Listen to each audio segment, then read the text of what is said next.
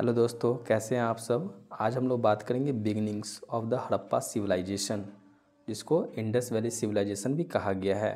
देखिए, हड़प्पा सिविलाइजेशन या हड़प्पा कल्चर, जिसको मैच्योर हड़प्पन कल्चर भी कहा गया है, ये कल्चर की शुरुआत से पहले अगर बात करें, यानी अर्ली मैच्योर हड़प्पन कल्चर से अगर पहले बात करें तो बहुत सारे छोटे छोटे कल्चर्स थे। ठीक है, और जब वो कल्चर मैच्योर्ड हो गए तब जा कर के कंप्लीट हड़प्पन कल्चर बना या फिर हड़प्पा सिविलाइजेशन की खोज हो गई। ठीक है, तो यहाँ पर आप देख सकते हो कि ये जो जो अर्लियर, ठीक है, अर्लियर मैच्योर्ड हड़प्पन कल्चर्स थे, यानी हड़प्पा कल्चर से जो पहले छोटे छोटे जो कल्चर बने हुए थे, तो उस कल्चर में भी, यानी पुराने अर्लियर कल्चर में भी क्या था, तो वहाँ पर डिस्टिंक्टिव पॉटरी था, मतलब अलग अलग तरह तरह के पॉटरी थे, मटके थे, और एविडेंसेस ऑफ एग्रीकल्चर के भी प्रमाण मिले हैं। लोग उस समय निश्चित रूप से वांडरिंग किया करते थे, पैस्टोरलिस्ट सोसाइटी के लोग थे, घूम घूम के क्या किया करते थे, हंटिंग एंड गैदरिंग किया करते थे उस समय भी। ठीक है, लेकिन एग्रीकल्चर डेवलप हो चुका था। ओके, और जो सेटलमेंट्स के प्रमाण मिले हैं बहुत ही कम मिले हैं, यानी स्मॉल सेटलमेंट्स थे। अभी भी लोग खास करके जो है ना केव्स में ही रहा करते थे, लेकिन इसके बावजूद भी लोग अपना सेटलमेंट है ना इवॉल्व कर चुके थे। चलिए अब बात करते हैं सबसिस्टेंस स्ट्रेटजीज।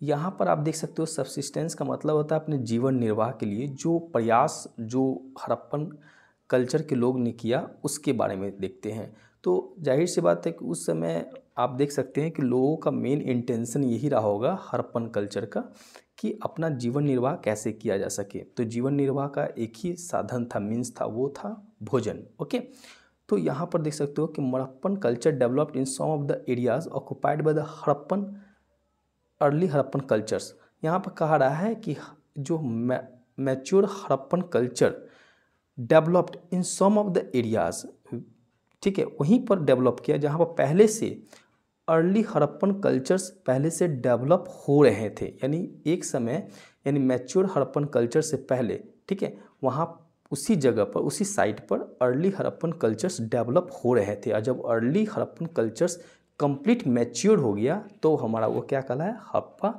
कल्चर या हड़प्पा सिविलाइजेशन कहलाया। ठीक है, लोग अपने जीवन निर्वाह के लिए तरह तरह के है ना भोजन का उपाय करते थे। वो प्लांट्स पर निर्भर करते थे, डिपेंडेंट ऑन प्लांट्स, है ना। वो तरह तरह के, क्योंकि बेसिकली वो तो मतलब कि हंटिंग भी किया करते थे, गैदरर्स भी थे। ठीक है, कंद फल सब्जी को क्या करते थे, चुनने का भी काम करते थे, और हर्डर्स भी थे। ठीक है, पशु लाइव स्टॉक को भी देखा करते थे, देखभाल किया करते थे, पालते थे। ठीक है, एनिमल्स पर डिपेंडेंट थे, plants products and animal products पर डिपेंडेंट्स थे, और वो मछली भी खाते थे। ठीक है, एग्जाम में अगर पूछेगा कि मछली खाते थे कि नहीं, तो मछली भी खाते थे, क्योंकि उसका भी प्रमाण मिला है, एविडेंस मिला है। ठीक है, अगर उन लोगों के डाइटरी प्रैक्टिस की अगर बात करें कि किस किस टाइप के लोग, मतलब कि व्हाट दे एट, वो क्या खाते थे उस समय। ठीक है, तो इसका जो स्टडी करने वाले जो होते हैं, मतलब कि एंशिएंट मतलब कि जो एंशिएंट डाइटरी प्रैक्टिसेस का जो स्टडी करते हैं उसको कहा गया आर्कियोबोटानिस्ट। ओके, यहाँ पर लिख छूट गया है, यहाँ पर एक टर्म होगा आर्कियो। ठीक है, आर्कियो मतलब हुआ कि ओल्ड, तो आर्कियोबोटानिस्ट जो होते हैं वो स्पेशलिस्ट होते हैं इन एंशिएंट प्लांट रिमेन्स, मतलब पुराने ज़माने के जो प्लांट्स का स्टडी करना। ठीक है, उसमें जो एक्सपर्ट होते हैं उसको आर्कियोबोटेनिस्ट कहा गया है। ओके, हड़प्पन साइट्स जो साइट मिले हैं, ठीक है, हड़प्पा का जो साइट है, मैंने यहाँ पर मैच्योर हड़प्पा की बात कर रहे हैं। ठीक है, तो मैच्योर हड़प्पा साइट में आप देख सकते हो कि बहुत सारे चीज़ मिले हैं, जैसे वीट मिले हैं, बार्ली मिले हैं, ठीक है, लेंटिल्स मिले हैं, चिकपी एंड सीसम मिले हैं। ठीक है, ये सब फूड ग्रेन्स के प्रमाण मिले हैं। अब यहाँ पर आप देख सकते हो कि गुजरात, ठीक है, गुजरात जो है वहाँ पर मोटे अनाज, ठीक है, मिलेट्स जो होते हैं वो मोटे अनाज होते हैं, ज्वार बाजरा रागी ये सब आपका मिलेट्स में ही आ जाएंगे। ओके, कोर्स ग्रेन जिसको कहा गया है। तो गुजरात एरिया, जैसे गुजरात हो गया, महाराष्ट्र हो गया, राजस्थान हो गया, ठीक है, हमारा जो वेस्टर्न उत्तर प्रदेश हो गया, तो ये सब एरिया में खास करके मिलेट्स या कोर्स ग्रेन बहुत ज़्यादा पाए जाते हैं।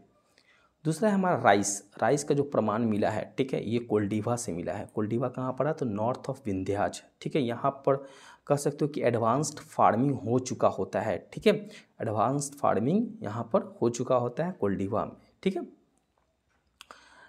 यहाँ पर लगभग 6500 ईयर्स एगो यहाँ पर राइस, पहले के राइस के प्रमाण मिले हैं। चलिए अब बात करते हैं कि लोग तो ये सब चीज़ को खाते थे, फूड ग्रेन्स आइटम्स हो गया ये सब। देखिए कुछ जानवरों को भी लोग क्या करते थे, खाया करते थे, ठीक है। उसके प्रमाण, उसके हड्डियों के प्रमाण से मिले हैं कि पहले जो हड़प्पन्स लोग होते थे, ठीक है, Harappans at different types of animals like sheeps, goat, buffalo and pig, okay. लोग डोमेस्टिकेट भी किया करते थे। देखिए डोमेस्टिकेशन क्या है, it is a process in which we grow crops, a variety of crops and also we look after animals. इसमें क्या होता है, एनिमल्स का भी देखभाल किया जाता है। मतलब आपने पढ़ा होगा, ठीक है, कि जो लोग जो होते थे वो सीड्स का क्या करते थे, सिलेक्शन किया करते थे। जो अच्छे क्वालिटी का जो सीड्स होते थे, हाई यील्डिंग वैरायटी ऑफ जो सीड्स होते थे, उसको एक जगह छांट करके उसको रख लिया करते थे। फिर जो एनिमल्स होते थे, ठीक है, मतलब कि जो हाई ब्रीड के जो एनिमल्स होते थे, ठीक है, उस एनिमल को भी क्या करते थे, डोमेस्टिकेट किया करते थे, ओके। यहाँ पर डोमेस्टिकेशन कहने का मतलब हो गया कि उसको पालने से है, ठीक है। तो इसी से आप देख सकते हो कि जो वाइल्ड एनिमल्स होते हैं, जैसे मान लो कि जो वाइल्ड एनिमल्स हो गए और जो डोमेस्टिकेटेड एनिमल्स हो गया, तो दोनों में बहुत अंतर हो जाता था, ठीक है। उसके जो टीथ से आप पहचान आइडेंटिफाई कर सकते हो कि जो वाइल्ड एनिमल्स होते थे उसके जो टीथ बड़े बड़े होते थे, और जो डोमेस्टिकेटेड होते थे, ठीक है, जिसको टेम्ड कर दिया जाता था, तो उसके जो दांत होते थे, टीथ जो होते थे, वो छोटे छोटे होते थे। आपसे एक ये भी क्वेश्चन पूछा जा सकता है कि सबसे पहले किस जानवर को टेमिंग किया गया, उसको पालतू बनाया गया, तो वो था कुत्ता, ठीक है, डॉग। अब देखिए जो एंशिएंट जो एनिमल्स लोगों का, उसकी हड्डियों का जो उसको क्या करता है, स्टडी करता है, उसको क्या कहा गया है, आर्कियोजोलॉजिस्ट, ठीक है। बोटेनिस्ट में वो प्लांट्स रिमेन्स का आ जाएगा, और जूलॉजिस्ट, ठीक है, जूलॉजिस्ट में आ जाएगा वो एनिमल रिमेन्स का आ जाएगा, ठीक है। उसका जो स्टडी करता हो, एंशिएंट एनिमल रिमेन्स का जो स्टडी करता हो, उसको आर्कियोजोलॉजिस्ट कहा जाता है, मतलब वो स्पेशलिस्ट होता है। अब बात करते हैं कि उस समय लोग है ना वाइल्ड एनिमल्स को भी क्या करते थे, प्रोबेबली, ठीक है, वो खाया करते थे। बोर हो गया, डियर हो गया, घड़ियाल हो गया, ठीक है, इसका हंटिंग किया करते थे, ओके। चलिए अब हम लोग बात करते हैं एग्रीकल्चर टेक्नोलॉजीज़। हमने आपको शुरू में बताया कि इस समय एग्रीकल्चर डेवलप हो चुका होता है, तभी तो इसका नाम कल्चर पड़ा, सिविलाइजेशन पड़ा। हम आपको शुरू के वीडियो में ही बता दिया गया, मैंने आपको बताया था कि सिविलाइजेशन का मतलब होता है एक ऐसा सोसाइटी जहाँ पर के लोग एडुकेटेड होंगे, है ना, लिटरेट होंगे, लोग मॉडर्न फार्मिंग मेथड को अप्लाई कर रहे होंगे, और तो लोग एक रूल बुक होगा और उस रूल बुक के अकॉर्डिंग क्या करेंगे, सारे लोग चलेंगे, ठीक है, यानी दे फॉलो और they abided with the rule book, okay. तो यहाँ पर एग्रीकल्चर टेक्नोलॉजीज, यहाँ पर तरह तरह के टेक्नोलॉजी डेवलप हो चुके थे, और ये सब एग्रीकल्चर टेक्नोलॉजी डेवलप हुआ, उसका जो एविडेंसेस हमको कहाँ से मिलता है, तो सील्स यानी मोहरों से मिलता है। आपको पता है कि one of the distinctive features of the Harappan culture was the Harappan seals. जो हड़प्पन सील्स जो था यानी मोहर जो थे, वो सबसे इम्पॉर्टेंट फीचर्स रहा है, ठीक है। और ये सील्स आप देख सकते हो कि सील्स पर तरह तरह के एनिमल मोटिव्स इनग्रेवेड किए जाते थे, ठीक है। और टेराकोटा स्कल्पचर्स, ये सबसे हमें क्या मिलता है, तो यहाँ पर आप देख सकते हो कि ये सब इंडिकेट करता है कि द बुल वाज नोन, कि लोग जो थे वो बुल से अवेयर थे, लोगों को पता था कि सांड क्या है, ठीक है। और ऑक्सन, बैलों का इस्तेमाल लोग करना सीख लिए थे, कहाँ पर, तो खेती करने के लिए, यानी सिंचाई, उसको मतलब कि खेतों में इसका यूज करने के लिए, ठीक है, खेत को जोतने के लिए, है ना, ऑक्सन का इस्तेमाल किए जाते थे। क्योंकि बुल हो गया, ये सब जो फिगर है, इसका इस्तेमाल, है ना, हड़प्पन सील पर उत्कीर्ण थे, जिससे ये पता चलता था कि लोग बुल से अवेयर थे। ओके, अब बात करते हैं टेराकोटा मॉडल ऑफ प्लॉ। ये बहुत इंपॉर्टेंट है। टेराकोटा, जो टेराकोटा मॉडल ऑफ प्लॉ, जो मिट्टी के खिलौने प्राप्त हुए हैं उस समय, देखिए अभी जो बच्चे, अगर किसी बच्चे को अगर ड्राइंग दीजिएगा तो बच्चे क्या ड्राइंग करेंगे, मोबाइल का बनाएंगे, रोबोट बनाएंगे, क्योंकि अभी जो मार्केट में चल रहा है, जो ट्रेंड चल रहा है वही बच्चे बनाएंगे। तो उस समय के जो बच्चे, चिल्ड्रन, जो मिट्टी के जो खिलौने बनाते थे वो बेसिकली हल बनाते थे, ठीक है। वो क्या बनाएंगे, तो बुलॉक कार्ट बनाएंगे, क्योंकि उस समय वो ट्रेंड था और वो फैशन था और वो मतलब कि मार्केट में अवेलेबल था, ठीक है, सिस्टम का पार्ट था। तो terracotta models of plough have been found at Cholistan and Banawali. Cholistan Banawali में, है ना, हल के प्रमाण मिले हैं। ओके, मिट्टी के हल के प्रमाण मिले हैं। प्लॉ फील्ड, है ना, जुती हुई खेत के प्रमाण हमें कालीबंगा राजस्थान से मिले हैं। मल्टी क्रॉपिंग सिस्टम, यहाँ पर आप देख सकते हो कि एक खेत है, ठीक है, और इस खेत में आप देख सकते हो कि मतलब मल्टी क्रॉपिंग हो रहा है। एक जगह कोई एक क्रॉप, एक वैरायटी को क्रॉप लगाए हुए, कोई एक जगह दूसरी, इस जगह मान लो कि एक वैरायटी का क्रॉप लगा हुआ, ठीक है, इस जगह एक वैरायटी का क्रॉप लगा हुआ, इस जगह एक वैरायटी को, एक दूसरे वैरायटी का क्रॉप लगा हुआ। तो इसी कहते हैं मल्टी क्रॉपिंग सिस्टम, मतलब एक ही फील्ड में different types of crops are grown, ठीक है, at the same time, is called multi cropping system and it is a part of modern farming method. Okay, अब हम लोग बात करते हैं हड़प्पन यूज स्टोन ब्लेड्स। अब मान लो तो अब तो हम लोग देख लिए कि वो लोग तो खेती कर रहे हैं। अब वो लोग जो है ना हार्वेस्टिंग भी किया करते थे। तो हार्वेस्टिंग किससे करते थे, तो स्टोन ब्लेड्स, चूँकि उस समय आयरन डेवलप नहीं हुआ था, याद रखिएगा, आयरन डेवलप नहीं हुआ था हड़प्पा सिविलाइजेशन के समय। कॉपर डेवलप हो चुका था, ब्रॉन्ज, चूँकि हड़प्पा कल्चर को तो हम लोग ब्रॉन्ज एज कहते हैं, लेकिन आयरन, लोहा से लोग परिचित बिल्कुल नहीं थे। इसलिए लोग जो भी इस्तेमाल कर रहे थे वो या तो मेटल का इस्तेमाल कर रहे थे, वो मेटल में आपको गोल्ड हो गया, सिल्वर हो गया, ठीक है, ब्रॉन्ज हो गया, कॉपर हो गया, लेकिन आयरन नहीं होता था।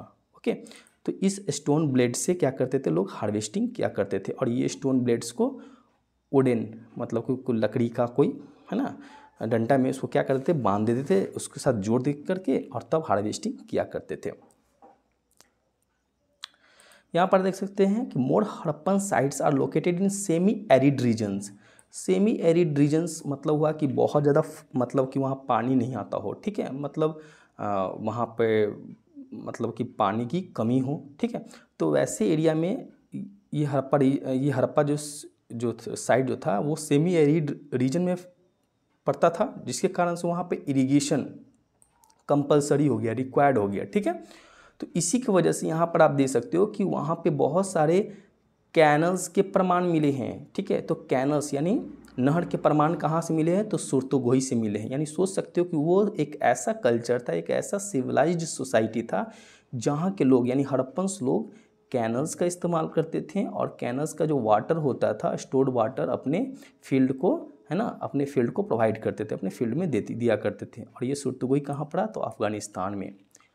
लेकिन एक बात बहुत इंटरेस्टिंग है कि उस समय कैनल्स का तो प्रमाण मिला है अफगानिस्तान में सुरतोगोई से, लेकिन पंजाब और सिंध से प्रमाण नहीं मिला है। तो ये भी एग्जाम में पूछ सकता है, ठीक है। जनरली हम लोग पंजाब वगैरह देखते हैं कि यहाँ पर बहुत ज़्यादा खेती होता है, ठीक है, लेकिन यहाँ पर आपको पंजाब और सिंध से, है ना, कैनल्स के प्रमाण नहीं मिले हैं। यहाँ पर वेल्स यानी कुआं के भी प्रमाण मिले हैं, ठीक है। और वाटर रिजर्वर्स, जलाशय, जैसे आप देख सकते हो, क्योंकि ये तो सेमी एरिड रीजन में है, ठीक है। तो आपने देखा होगा ना कि राजस्थान वगैरह एरिया में क्या देखा, राजस्थान और जो गुजरात वाला एरिया जहाँ पानी बहुत ही कम होता है, तो लोग क्या करते हैं, है ना, मानसून यानी रेनी सीजन में क्या करते हैं, वाटर को स्टोर कर लेते हैं, रेनी वाटर को स्टोर कर लेते हैं, और इसी को वाटर रिजर्वर्स कहा जाता है, जिसको जलाशय कहा जाता है, ठीक है, जलाशय। ओके, तो यहाँ जो प्रमाण मिले ये धौलावीरा कहाँ पड़ा, तो गुजरात, ठीक है, तो गुजरात में धौलावीरा पड़ा। ओके, तो इसी के साथ हम लोग ने 2 टॉपिक को कंप्लीट कर लिया। Thank you for watching.